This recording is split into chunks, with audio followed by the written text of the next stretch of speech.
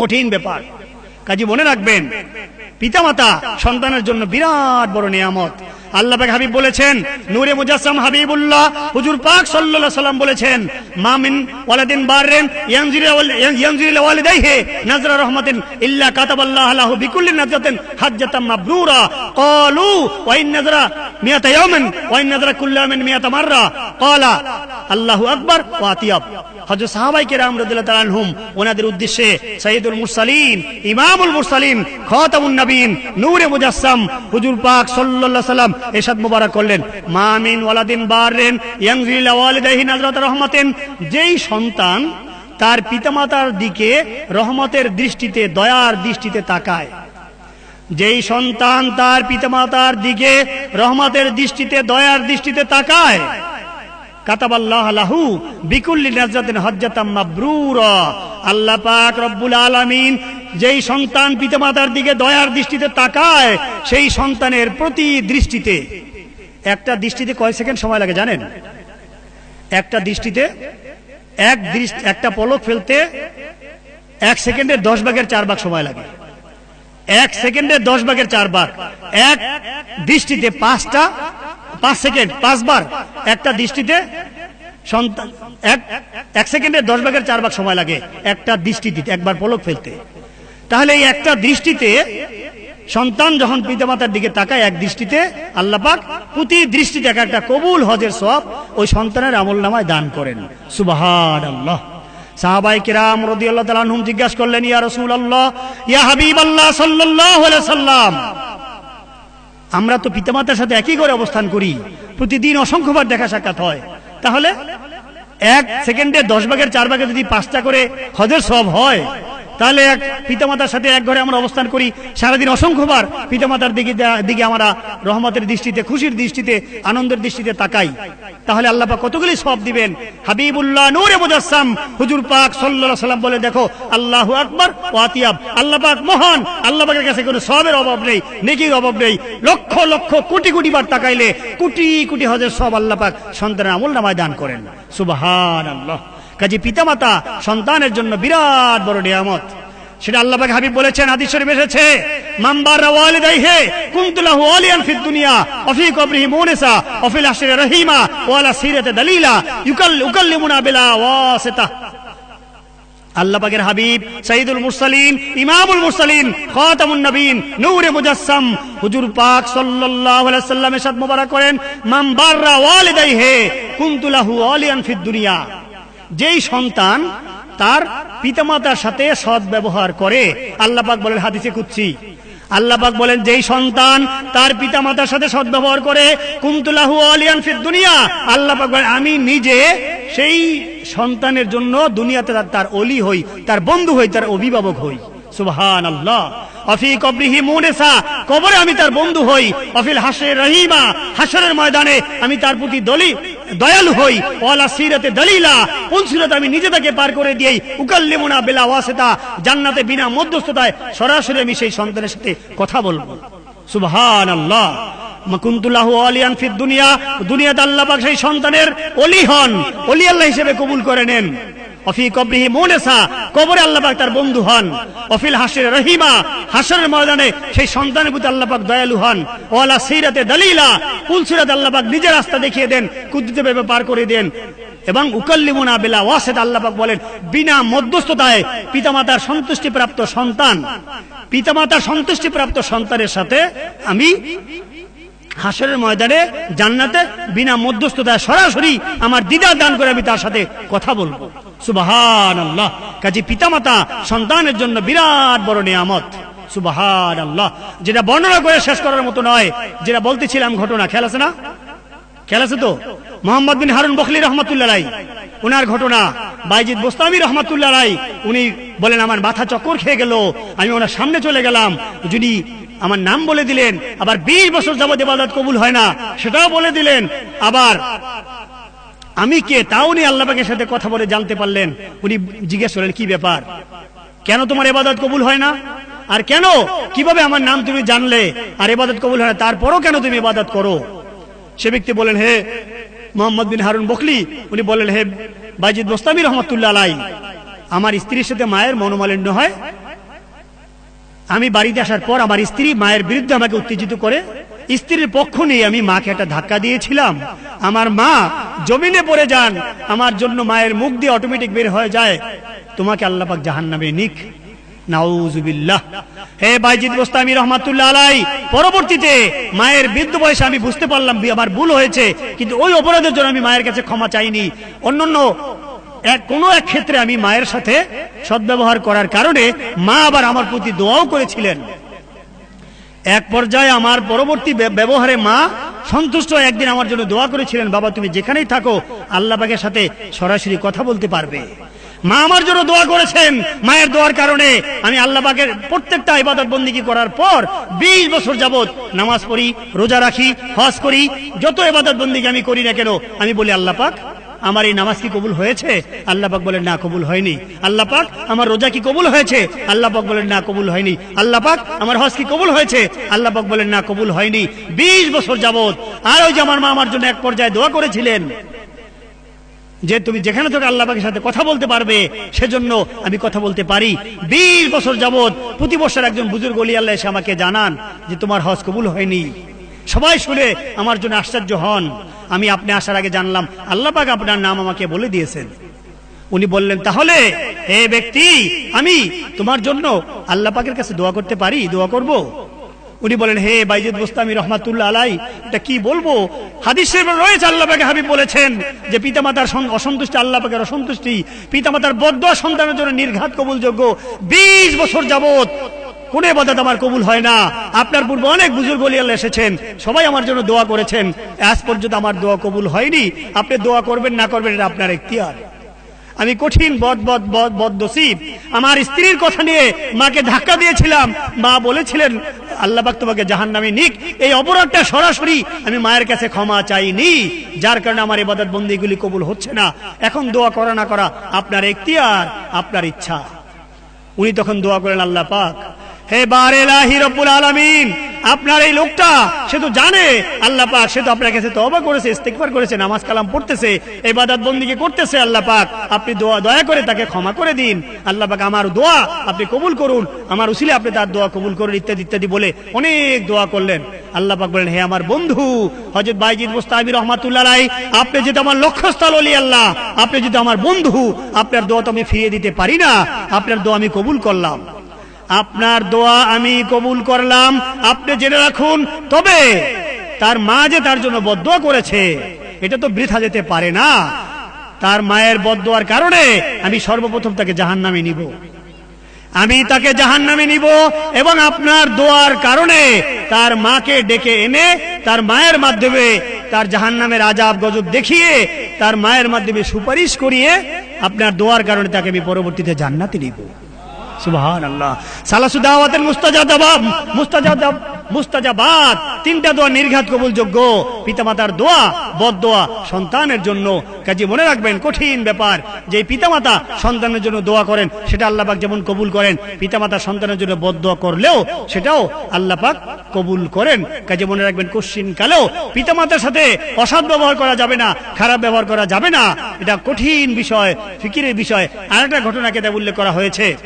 জোরায়েশ দরবেশ, এক বুজুর্গ দরবেশ, আল্লাহওয়ালা লোক, উনি জঙ্গলে সাধনা করতেন। জোরায়েশ দরবেশ তাসকিরাতুল আউলিয়াতে ওনার জীবনী রয়েছে। উনি জঙ্গলে সাধনা করতেন, জঙ্গলে একটা ঘর তৈরি করে সেখানে ইবাদত বন্দেগী করতেন। উনি মূর্খ আবেদ, আলেম নন, আবেদ। এখন এই জোরায়েশ দরবেশ জঙ্গলে গিয়ে সাধনা করেন, জিকির ফিকির ইবাদত বন্দেগী করেন। উনি জঙ্গলে ইবাদত বন্দেগী করতেছেন। এই অবস্থায় একদিন ওনার মা গিয়ে ওনার যেখানে ইবাদত বন্দেগী করেন সেই দরজার সামনে দাঁড়িয়ে ওনাকে ডাক দিলেন, বাবা জোরায়েশ, বাবা জোরায়েশ, বাবা জোরায়েশ, 3টা ডাক দিলেন। ওই সময় উনি নামাজ পড়তেছিলেন। সেই সময় তিনি নামাজ পড়তেছিলেন। পিতামাতার কত হক চিন্তা করবেন, ফিকির করবেন।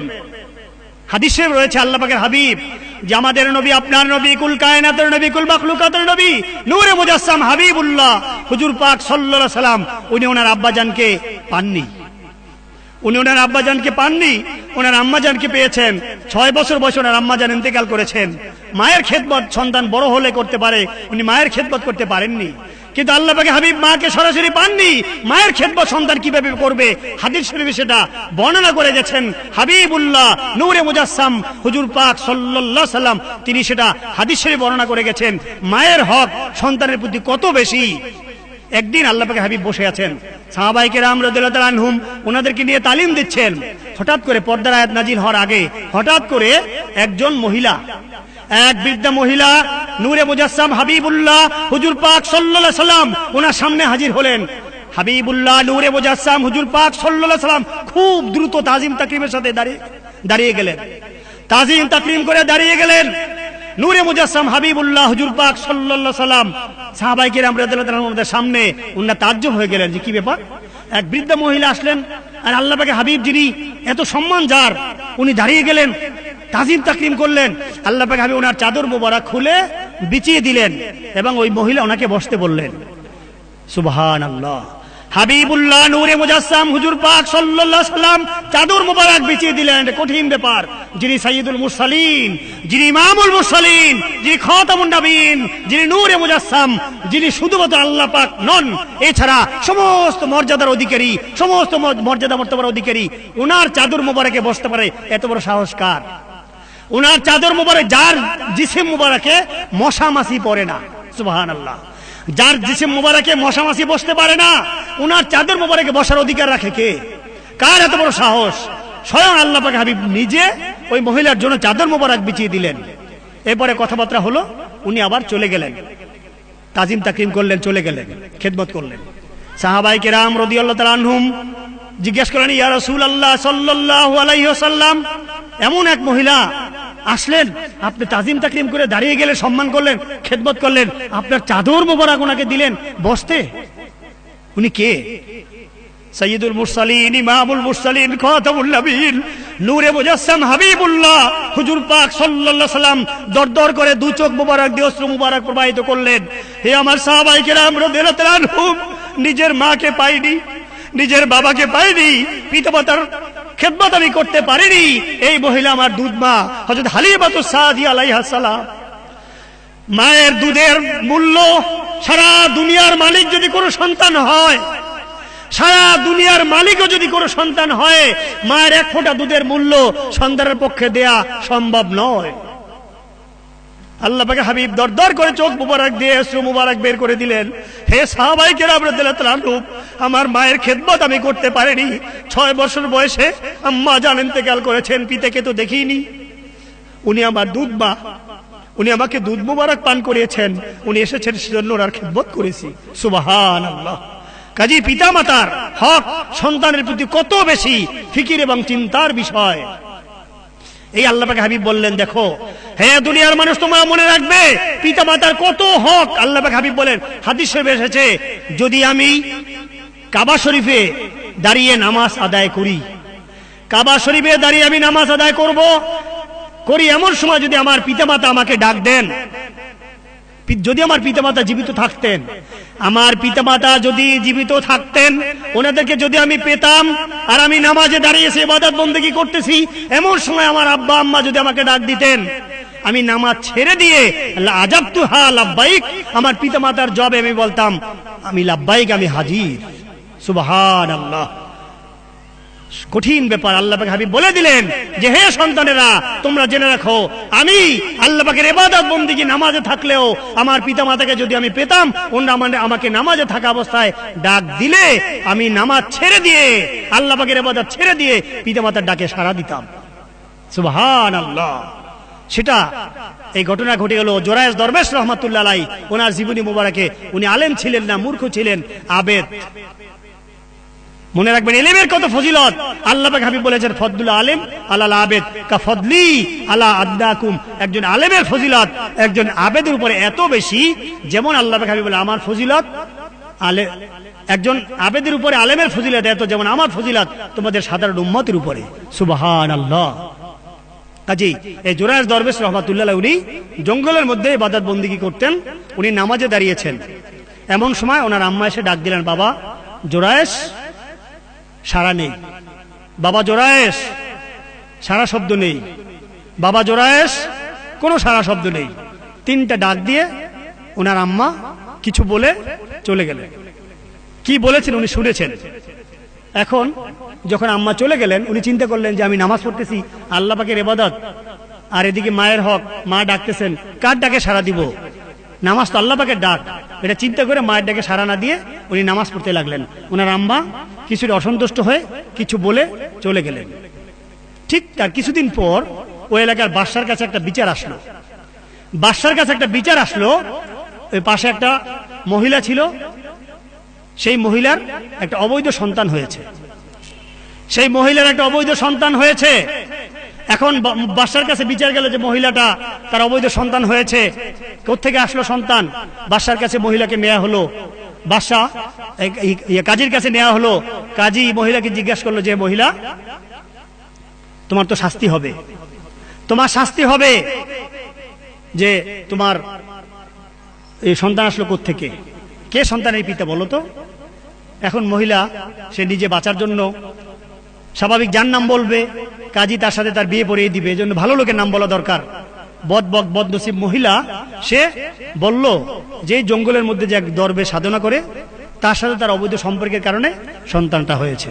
নাউজুবিল্লাহ, মিথ্যা কথা বলল মহিলা। মহিলা যখন মিথ্যা কথা বলল সবাই শুনে তাজ্জব হয়ে গেল, কি ব্যাপার?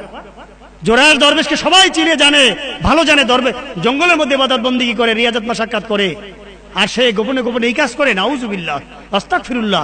সবাই তুলে শুনে তাজ্জব হলো।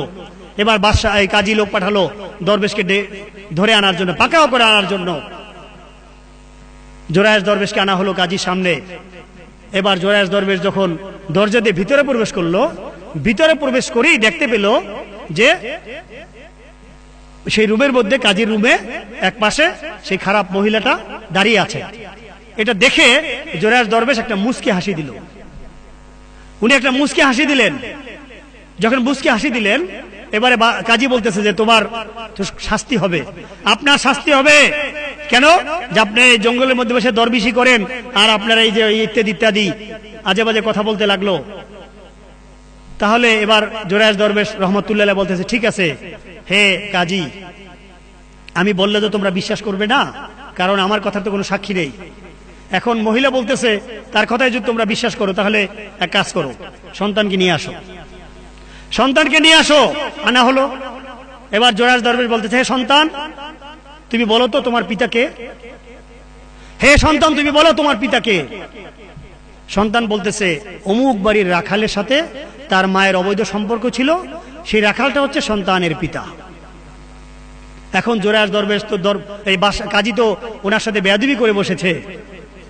এবার কাজী ক্ষমা চাইলে, হুজুর বেয়াদবি ক্ষমা চাই, নাবালেগ শিশু, সদ্যপ্রসূত সন্তান। ওনার কথায় জবাব দিয়ে দিল যে জোরায়ের দরবেশ রহমাতুল্লাহ উনি নিষ্পাপ, মাসুম, ওনার কোনো দোষ নেই, ওনার সাথে তার মায়ের কোনো সম্পর্ক নেই। তার মা মিথ্যা কথা বলেছে, অমুক বাড়ির রাখাল, তার সাথে তার মায়ের অবৈধ সম্পর্কের কারণে সন্তানটা হয়েছে, ওই রাখাল হচ্ছে সন্তানের পিতা। এবার কাজী ওনার কাছে ক্ষমা চাইল, হুজুর বেয়াদবি হয়েছে, আপনি দয়া করে ক্ষমা করে দেন। ঠিক আছে যাও বাবা, মাফ করে দিলাম। এবার কাজী বলতেছে, হুজুর একটা প্রশ্ন আমার। কি প্রশ্ন? আপনি যখন আমার দরজা দিয়ে ভিতরে প্রবেশ করলেন আপনি মুস্কি হাসি দিলেন কেন? কেন মুস্কি হাসি দিলেন? জোরায়ের দরবেশ বলতেছে, হে কাজী, হে কাজীর দরবারের লোক সকল, তোমরা জেনে রাখো আমি বদনসিব, আমি জানতাম না, আমি বুঝতাম না, আমি মূর্খ লোক, আমার জানা ছিল না যে আল্লাহ পাকের হাবিব নূরে মুজাসসাম হাবিবুল্লাহ হুজুর পাক সাল্লাল্লাহু আলাইহি সাল্লামের বিধান, রিদার রব্বি ফি রিদাল ওয়ালিদ, সাখাতুর রব্বি ফি সাখাতিল ওয়ালিদ, পিতামাতার সন্তুষ্টি আল্লাহ পাকের অসন্তুষ্টি, পিতামাতার অসন্তুষ্টি আল্লাহ পাকের অসন্তুষ্টি, পিতামাতার দোয়া বদদোয়া দুইটাই নির্ঘাত কবুলযোগ্য, এটা আমার জানা ছিল না, আমার জানা ছিল না। হে ব্যক্তি, হে কাজী, হে লোক সকল, তোমরা জেনে রাখো আমার মা আমাকে ডাক দিয়েছিলেন একবার, দুইবার, তিনবার, বাবা জোরায়েশ, বাবা জোরায়েশ, বাবা জোরায়েশ। আমি ইবাদত বন্দেগীতে ছিলাম, মায়ের ডাকে সাড়া দেইনি, আল্লাহ পাকের ইবাদত মনে করে আমার মা আমার প্রতি অসন্তুষ্ট হয়ে মা আস্তে করে একটা শব্দ করেছেন, আমি শুনেছি, আমার মার মুখ দিয়ে অটোমেটিক বের হয়ে গেছে যে তুমি আমার ডাকে সাড়া দিলে না, আমি এসেছিলাম তোমার সাথে জরুরি কথা বলার জন্য।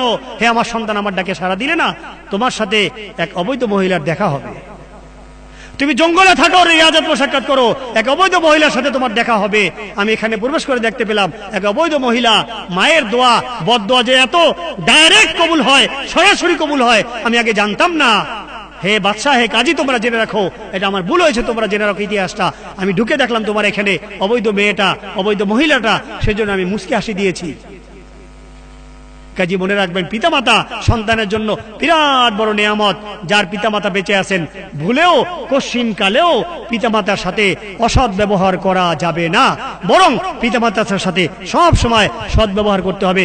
হাদিস শরীফ উল্লেখ করা হয়েছে, সাইয়্যিদুল মুরসালিন, ইমামুল মুরসালিন, খাতামুন নবীন, নূরে মুজাসসাম, হাবিবুল্লাহ হুজুর পাক সাল্লাল্লাহু আলাইহি ওয়াসাল্লাম ইরশাদ মুবারক করেন, হাদিসে মিম্বারিয়া, আন কাব ইবনে উজরা রাদিয়াল্লাহু তাআলা আনহু আন্নাহু ক্বালা ক্বালা রাসূলুল্লাহ সাল্লাল্লাহু আলাইহি ওয়াসাল্লাম উহদিল মিম্বার ফাহাদারনা ফালাম ইরতাকা দারাজাতান ক্বালা আমিন ফালাম ইরতাকা দারাজাতা সানিয়াতা ক্বালা আমিন ফালাম ইরতাকা দারাজাতা সালিসাতা ক্বালা আমিন ফালাম্মা নাযালা কুলনা ইয়া রাসূলুল্লাহ সাল্লাল্লাহু আলাইহি ওয়াসাল্লাম লাকা সামিনা মিনকাল ইয়াওমা শাইয়ান মা কুননা নাসমাউহু ক্বালা ইন্না জিবরিল আরাদালি বাউদা মান আদরাকা রমাদান ওয়ালাম ইয়াগফির লাহু কুলতা আমিন ফালাম্মা রাকিদু সানিয়া ক্বালা বাউদা মান আদরাকা ওয়াহিল কিবার আহাদুহুমা ফালাম ইয়াদখিলাহুল জান্নাহ কুলতু আমিন ফালাম্মা রাকিদু সালিসা ক্বালা বাউদা মান যুকিতিনদাহু ফালাম ইসাল্লি আলাইক কুলতু আমিন। আবু ইয়ালা শরীফের হাদিস শরীফ, কাব ইবনে উজরা রাদিয়াল্লাহু তাআলা আনহু বর্ণনা করেন, এই হাদিস শরীফকে বলা হয় হাদিসে মিম্বরিয়া। এই হাদিস শরীফকে বলা হয় হাদিসে মিম্বরিয়া, অর্থাৎ নূরে মুজাসসাম হাবিবুল্লাহ হুজুর পাক সাল্লাল্লাহু আলাইহি ওয়াসাল্লাম ওনার যে খুতবা দেওয়ার মেম্বার শরীফ ছিল, এই মেম্বার শরীফ ছিল 3 সিঁড়ি বিশিষ্ট। হাবিবুল্লাহ হুজুর পাক সাল্লাল্লাহু আলাইহি ওয়াসাল্লাম তিনি উপরের সিঁড়িতে দাঁড়িয়ে খুতবা দিতেন। এখন একদিন আল্লাহ পাকের হাবিব প্রথম সিঁড়িতে পা মুবারক রেখে বললেন আমিন, দ্বিতীয় সিঁড়িতে ওঠার সময় বললেন আমিন, তৃতীয় সিঁড়িতে পা মুবারক রাখার সময় বললেন আমিন।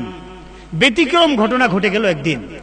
যখন ব্যতিক্রম ঘটনা ঘটে গেল, সাহাবাই এবার যখন খুতবা দিলেন, আলোচনা করলেন, উনি খুতবা মুবারক দিয়ে জমিনে নামলেন।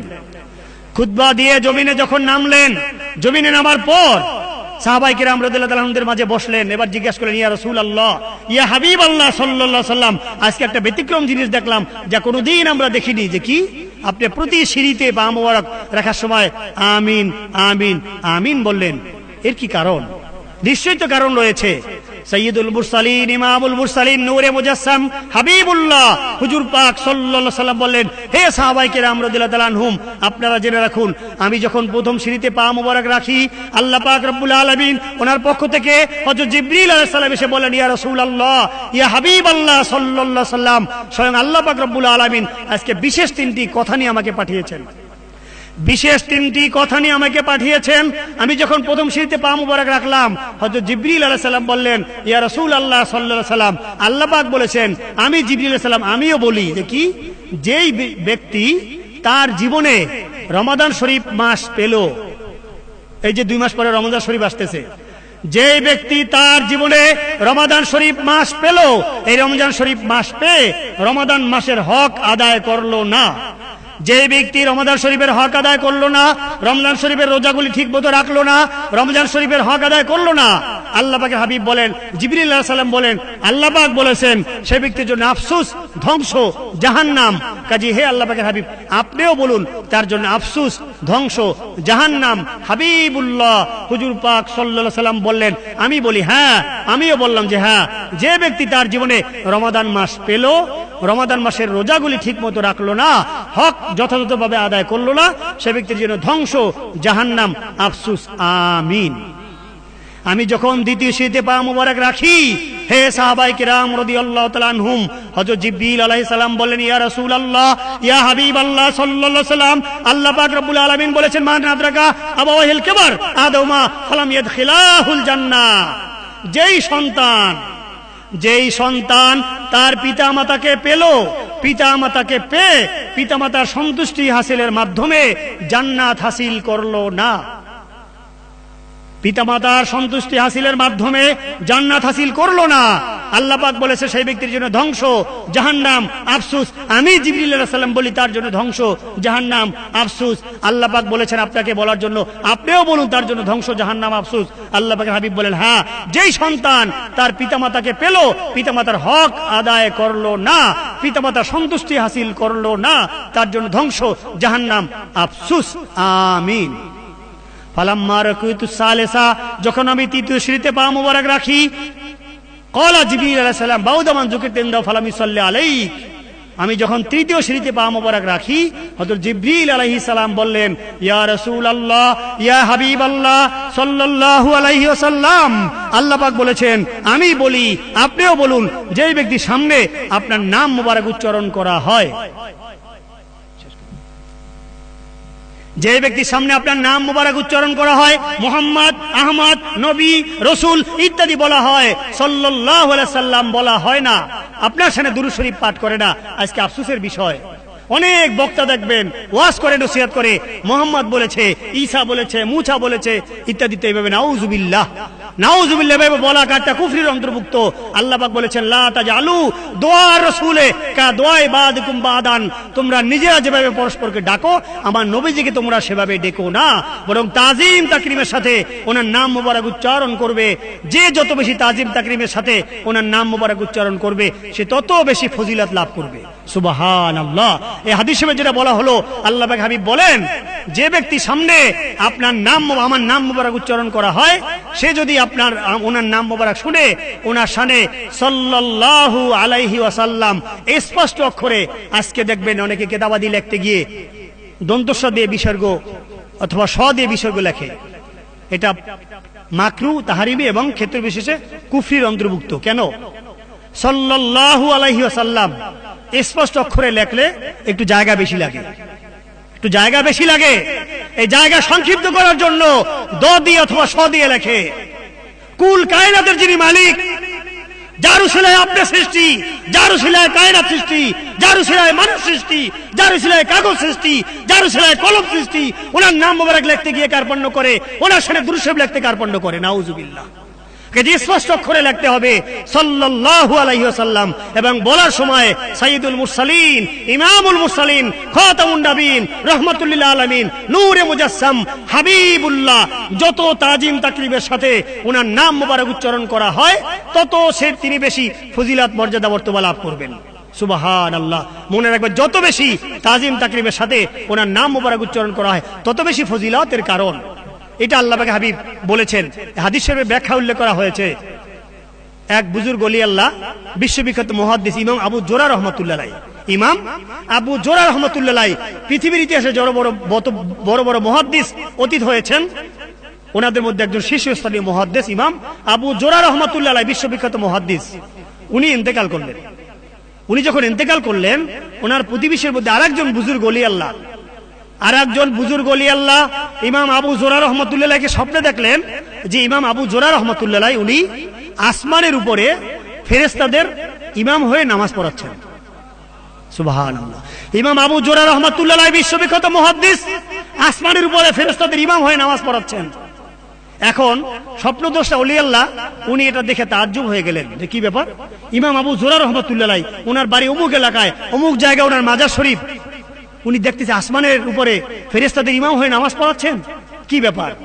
এবার স্বপ্নদ্রষ্টা ওলি আল্লাহ জিজ্ঞাসা করেন, হে আল্লাহ পাকের ওলি, হে বিশ্ববিখ্যাত মুহাদ্দিস ইমাম আবু জুরা রাহমাতুল্লাহ আলাইহি, আপনি এত বড় ফজিলত কোত্থেকে লাভ করলেন যে আসমানের উপরে ফেরেশতাদের ইমাম হয়ে নামাজ পড়াচ্ছেন? ইমাম আবু জুরা রাহমাতুল্লাহ আলাইহি বলেন, হে আল্লাহ পাকের ওলি, আপনি জেনে রাখুন, দুনিয়ার মানুষকে জানিয়ে দিন, আমি বিশ্ববিখ্যাত মুহাদ্দিস ইমাম আবু জুরা, আমি আমার জীবনে হাদিস শরীফ লিখেছি। হাদিস শরীফ লিখতে গিয়ে আমি যিনি আল্লাহ পাকের হাবিব, যিনি সাইয়্যিদুল মুরসালিন, যিনি ইমামুল মুরসালিন, যিনি খাতামুন নবীন, যিনি রাহমাতুল লিল আলামিন, যিনি সমস্ত কায়নাতের মূল, যাকে সৃষ্টি না করলে আল্লাহ পাক আরশ, কুরসি, লৌহ কলম, জান্নাত, জাহান্নাম, জামাদাত, সাদারাত, হাজারাত, এমনকি আল্লাহ পাক বলে লাউলা কালামা আজহারতু রুবুবিয়্যা, যদি আমার নবীজিকে আমি সৃষ্টি না করতাম, আল্লাহ পাক বলে আমি যে রব, আমি যে আল্লাহ, আমার রুবুবিয়্যাত আমি প্রকাশ করতাম না। সুবহানাল্লাহ। ইমাম আবু জুরা রাহমাতুল্লাহ আলাইহি বলেন, হে বুজুর্গ ওলি আল্লাহ, যিনি সমস্ত কায়নাতের মূল, হাবিবুল্লাহ হুজুর পাক সাল্লাল্লাহু আলাইহি সাল্লাম, ওনার নাম মোবারক আমি 10 লক্ষ বার হাদিস শরীফ লিখতে গিয়ে লিখেছি। 10 লক্ষ বার হাদিস শরীফ লিখতে গিয়ে লিখেছি।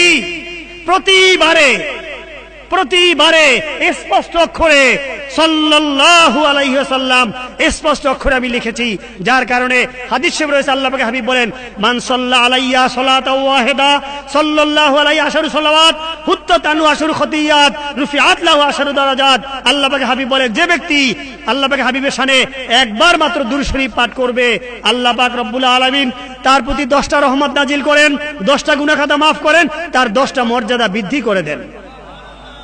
অন্য হাদিস শরীফ আল্লাহ পাক হাবিব বলেন, মান সাল্লা আলাইয়া সালাতান ওয়াহিদা সাল্লাল্লাহু আলাইহি আশারু সালাওয়াত ওয়া মান সাল্লা আলাইয়া আশারু সালাওয়াত সাল্লাল্লাহু আলাইহি মিয়াতা সালাতিন ওয়া কাতাবা আলা জাবাহাতিহি বারাতুম মিনান নার বারাতুম মিনান নিফাক। আল্লাহ পাক হাবিব বলেন, দেখো, যে ব্যক্তি আমার শানে একবার দুরূদ শরীফ পাঠ করবে, একবার দুরূদ শরীফ স্পষ্ট অক্ষরে লিখবে, আল্লাহ পাক রব্বুল আলামিন তার প্রতি 10টা রহমত নাজিল করেন, 10টা গুনাহ খাতা মাফ করেন, 10টা মর্যাদা বৃদ্ধি করেন। যে ব্যক্তি 10 বার আমার সামনে দুরূদ শরীফ পাঠ করবেন, বলবেন, লিখবেন, আল্লাহ পাক তার প্রতি 100টা রহমত নাজিল করেন, 100টা গুনাহ খাতা মাফ করেন, 100টা মর্যাদা বৃদ্ধি করেন, এবং ওয়া কাতাবা আলা জাবাহাতিহি বারাআতুম মিনান নার বারাআতুম মিনান নিফাক। আল্লাহ পাক রব্বুল আলামিন ওই 10 বার দুরূদ শরীফ পাঠকারী ব্যক্তির কপালে স্পষ্ট অক্ষরে সোনালী অক্ষরে কুদরতিভাবে লিখে দেন, এই ব্যক্তি জাহান্নাম থেকে এবং মুনাফিকি থেকে মুক্ত। সুবহানাল্লাহ। এই ব্যক্তি জাহান্নাম থেকে এবং মুনাফিকি থেকে মুক্ত। সুবহানাল্লাহ। কাজে মনে রাখবেন, নূরে মুজাসসাম হাবিবুল্লাহ হুজুর পাক সাল্লাল্লাহু আলাইহি সাল্লাম ওনার শানে দুরূদ শরীফ লেখার সময়, বলার সময় কার্পণ্যতা করা যাবে না। যে কার্পণ্য করবে, আল্লাহ পাক হাবিব বলেছেন, বাউদা, ওই ব্যক্তির জন্য ধ্বংস, জাহান্নাম, আফসোস। ইমাম আবু জোরা রাহমাতুল্লাহ আলাইহি উনি বলেছেন, আমি 10 লক্ষ বার দুরূদ শরীফ লিখেছি স্পষ্ট অক্ষরে, যার কারণে আল্লাহ পাক রব্বুল আলামিন আমার মর্যাদা বৃদ্ধি করতে করতে করতে করতে আমাকে আসমানের উপরে ফেরেশতা আলাইহিস সালাম ওনাদের ইমাম বানিয়ে দিয়েছেন। সুবহানাল্লাহ। আজকে ফিকিরের বিষয়, চিন্তার বিষয়, আজকে মানুষ মোনাজাত করে, দোয়া করে, দোয়ার মধ্যে দুরূদ শরীফ পাঠ করে না। আজকে মানুষ কিতাবাদি লেখে, দুরূদ শরীফ পাঠ করে না, দিয়ে দোয়া দিয়ে লেখে। এটা জমানার ইমাম, জমানার মুজাদ্দিদ রাজারবাগ শরীফের মুর্শিদ কিবলা আলাইহিস সালাম আমাদেরকে শিক্ষা দিয়েছেন। আপনারা খুলে দেখবেন, মাসিক আল বাইয়িনা শরীফ, দৈনিক আল ইহসান শরীফ, রাজারবাগ শরীফ থেকে প্রকাশিত হাজার হাজার কিতাবাদির মধ্যে কোটি কোটি কোটি কোটি সবার নূরে মুজাসসাম হাবিবুল্লাহ হুজুর পাক সাল্লাল্লাহু আলাইহি সাল্লাম ওনার শান মুবারকে স্পষ্ট অক্ষরে বাংলায়, আরবিতে স্পষ্ট অক্ষরে লেখা সাল্লাল্লাহু আলাইহি ওয়াসাল্লাম। ইমাম আবু জোরা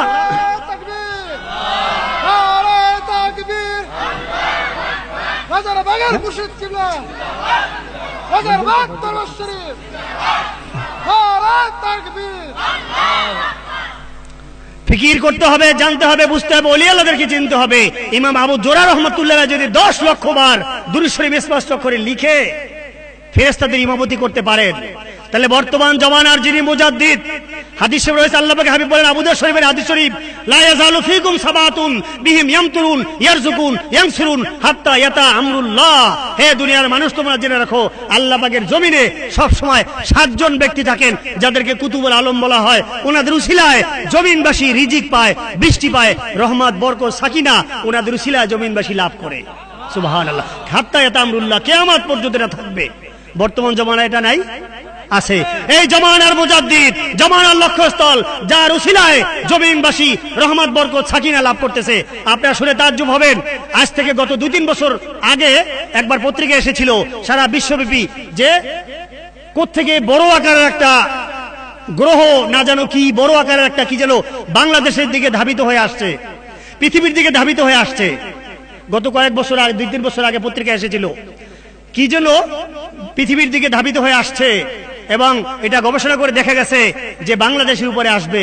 সেটা যদি বাংলাদেশের উপর আসে, বাংলাদেশের চেয়ে বড় বাংলাদেশ ধ্বংস হয়ে যাবে। এটা শুনে জমানার মুজাদ্দিদ আজম রাজারবাগ শরীফের মুর্শিদ কিবলা আলাইহিস সালাম তিনি বলেছিলেন, চিন্তা করো না, ওটা এদিকে আসবে না, কোথায় যাবে, গায়েব হয়ে যাবে, কেউ টেরও পাবে না। সুবহানাল্লাহ। এটা চলি আল্লাহর শান। বর্তমান জমানায় বাংলার জমিনে জমানার মুজাদ্দিদ রাজারবাগ শরীফের মুর্শিদ কিবলা আলাইহিস সালাম টিকে আছেন, অবস্থান করছেন। কাজী বাংলাদেশের হেফাজত কুদরতিভাবে হচ্ছে, কুদরতিভাবে হবে। জমানার ওলি আল্লাহদের উসিলায় এগুলি হয়েই থাকে। সুবহানাল্লাহ। কাজী ওনার সম্মান জানায় আমাদের দায়িত্ব কর্তব্য। যেটা বলতেছিলাম, দুরূদ শরীফ পাঠ করার সময় মনে রাখবেন কার্পণ্যতা করা যাবে না, মহব্বতের সাথে স্পষ্ট অক্ষরে হাবিবুল্লাহ হুজুর পাক সাল্লাল্লাহু আলাইহি সাল্লাম ওনার শানে, যার উসিলে আপনি কাগজ পেয়েছেন, যার উসিলে আপনি কলম পেয়েছেন, যার উসিলে আপনি নিয়ামত পাচ্ছেন, যিনি সবকিছুর মালিক, ওনার শানে কার্পণ্য করলে কার জন্য কত কিছু করবেন। আজকে মানুষ আল্লাহ পাক হাবিবের শানে ঈদ মিলাদুন নবী সাল্লাল্লাহু আলাইহি সাল্লাম উপলক্ষে একদল তো বলে যেটা বেদাত, বলে না? একদল বলে এটা বেদাত, হারাম, নাজায়েজ, কুফরি, বিভিন্ন রকম কথা বলে। অথচ হাজার হাজার হাদিস শরীফ দ্বারা, অসংখ্য আয়াত শরীফ দ্বারা সাবেত, নূরে মুজাসসাম